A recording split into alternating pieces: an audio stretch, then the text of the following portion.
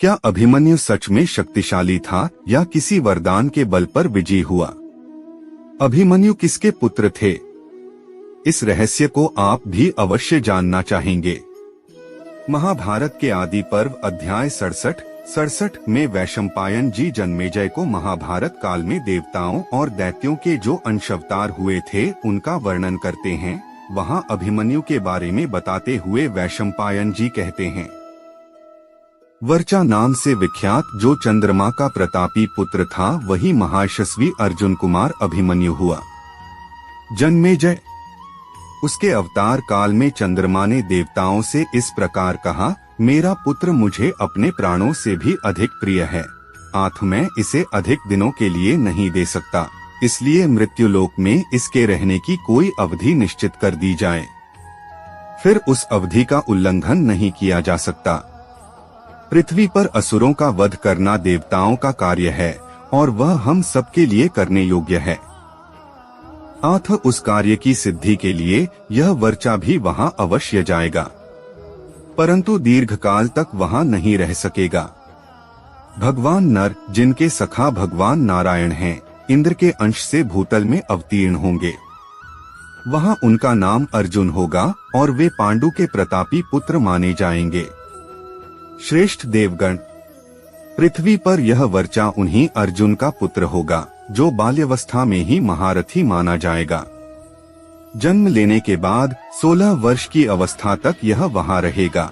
इसके 16वें वर्ष में वह महाभारत युद्ध होगा, जिसमें आप लोगों के अंश से उत्पन्न हुए वीर पुरुष शत्रु वीरों का संहार करने वाला अद्भुत पराक्रम कर दिखाएंगे। देवताओं, एक दिन जबकि उस युद्ध में नर और नारायण, अर्जुन और श्री कृष्ण उपस्थित न रहेंगे, उस समय शत्रु पक्ष के लोग चक्रव्यूह की रचना करके आप लोगों के साथ युद्ध करेंगे।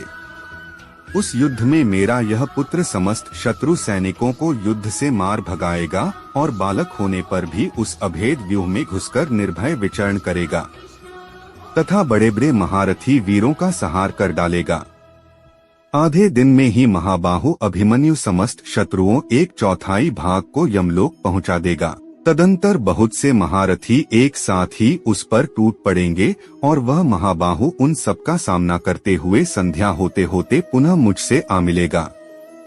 वह एक ही वंश प्रवर्तक वीर पुत्र को जन्म देगा जो नष्ट हुए भरतकुल को पुनः धारण करेगा। सोम का यह वचन सुनकर समस्त देवताओं ने तथास्तु कहकर उनकी बात मान ली और सबने चंद्रमा का पूजन किया।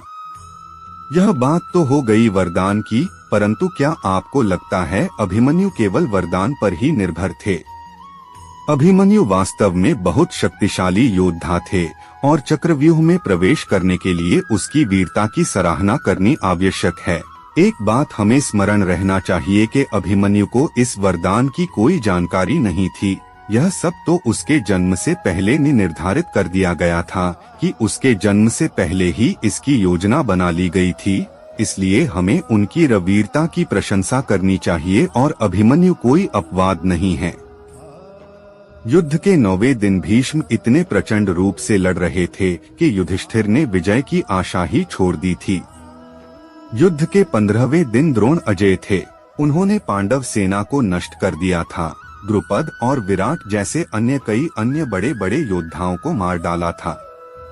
12वें दिन भगदत्त और उसके हाथी सुप्रतीक ने ऐसा उत्पात मचाया था कि भीम और सात्यकी मिलकर भी उस हाथी और बूढ़े योद्धा भगदत्त से निपट नहीं सके थे। 13वें दिन जयद्रथ ने सबको आश्चर्यचकित कर दिया था। उन्होंने अकेले ही पांडवों की संपूर्ण सेना को रोक दिया था। 14वीं रात्रि को घटोत्कच अपराजय था। कर्ण को उस पर वासवी शक्ति का प्रयोग करना पड़ा था। तो 13वें दिन वीरता के अद्भुत प्रदर्शन के लिए अभिमन्यु को क्यों अलग से देखा जाए? वह कोई एक दिन का योद्धा नहीं था। और यह तथ्य है, अभिमन्यु ने द्वापर युग के सबसे बड़े योद्धाओं से शिक्षा ग्रहण की थी। अर्जुन, श्री कृष्ण और बलराम जी और प्रद्युम्न, इन सभी ने अभिमन्यु को प्रशिक्षित किया था और अस्त्र शस्त्र चलाने में निपुण बनाया। इतना ही नहीं, उन्हें अपने पिता से शक्तिशाली अस्त्र भी प्राप्त हुए थे और उन्हें चक्रव्यूह सहित अन्य व्यूह रचनाओं का ज्ञान भी अर्जुन से प्राप्त हुआ था। महाभारत द्रोण पर्व अध्याय 46 में गुरु द्रोण कर्ण से कहते हैं, क्या तुम्हें इस कुमार अभिमन्यु में कोई भी दुर्बलता नजर आई? वह सभी दिशाओं में विचर रहा है। अभिमन्यु यद्यपि अपने बाणों द्वारा मेरे प्राणों को अत्यंत कष्ट दे रहा है, मुझे मूर्छित किए देता है, तथापि बारंबार मेरा हर्ष बढ़ा रहा है। रण क्षेत्र में विचारता यह सुभद्रा पुत्र मुझे अत्यंत आनंदित कर रहा है। क्रोध में भरे हुए महारथी उसकी कोई कमजोरी तक नहीं पकड़ पाए। वह शीघ्रता पूर्वक हाथ चलता हुआ अपने महान बाणों से संपूर्ण दिशाओं को व्याप्त कर रहा है। मैं युद्ध स्थल में गांडीवधारी अर्जुन और इस अभिमन्यु में कोई अंतर नहीं देख पाता हूँ। गुरु द्रोण के यह वचन अभिमन्यु के श्रेष्ठ कौशल का सत्य प्रमाण देते हैं। जय श्री कृष्ण।